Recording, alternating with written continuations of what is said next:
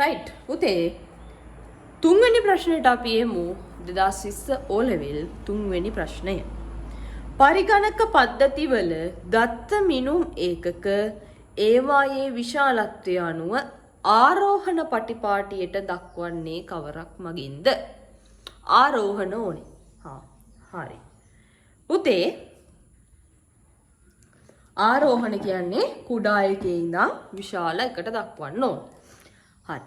පරිගණකයේ පද්ධතිවල දත්ත මිනුම් ඒකක. පුතේ පරිගණක පද්ධතියේ දත්ත මිනුම් ඒකක තියෙනවා එකක් තමයි බිට්. බිට් 8ක් පුතේ අපි කියනවා 1 බයිට් එකයි කියලා. බිට් 8ක් 1 බයිට් එකයි. බයිට් 1024ක් ඇවිල්ලා පුතේ අපි කියනවා කිලෝබයිට් එකයි කියලා. බයිට් 1024ක් කිලෝබයිට් එකයි. කිලෝබයිට් 1024ක් ඇවිල්ලා පුතේ මෙගාබයිට් එකයි. කිලෝබයිට් 1024ක් මෙගාබයිට් එකයි. මෙගාබයිට් 1024ක් ඇවිල්ලා පුතේ ගිගාබයිට් එකයි. ගිගාබයිට් 1024ක්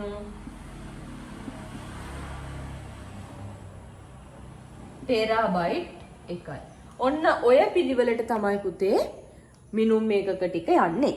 එහෙනම් මෙතන දීලා තියෙන විදිහට බිටුව බයිටය කිලෝබයිටය ටෙරාබයිටය.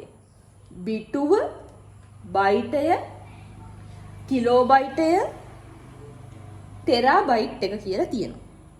රයිට්. එතකොට අපි එමු ඒක හරි. හරිද?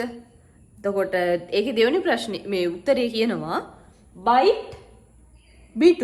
එහෙනම් වැරදින්නේ බයිට් තියෙන්නේ පස්සේනේ. බයිට් ලොකුයි බිට් එකට වඩා. රයිට්. තුන්වෙනි කොටස කියනවා මෙගාබයිට් කිලෝබයිට් මෙගාබයිට් කිලෝබයිට් වැරදිනේ පුතේ. මෙගාබයිට් ලොකුයිනේ කිලෝබයිට් පොඩි. එහෙනම් ඒකත් වැරදි. ටෙරාබයිට් ගිගාබයිට් මෙගාබයිට් කිලෝබයිට් එහෙනම් ඒකත් වැරදි. පිළිතුර වෙන්නේ පුතේ පිළිතුර